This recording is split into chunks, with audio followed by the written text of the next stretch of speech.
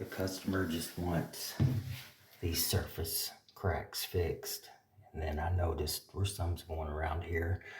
So I'm gonna get that fixed. I was gonna blend it out, but you can tell where it's been done before and it's all running. Same thing over here.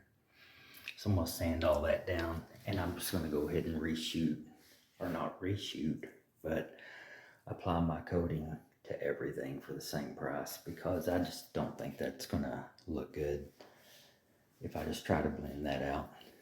And then the same thing with the sink. There was just some surface cracks and I was gonna just do the inside of the sink, but the vanity is not very big at all. So I'm gonna go ahead and just redo this. I don't know why I say redo. I'm gonna go ahead and apply the polyester coating to the entire vanity, make that look good, get this looking good for him.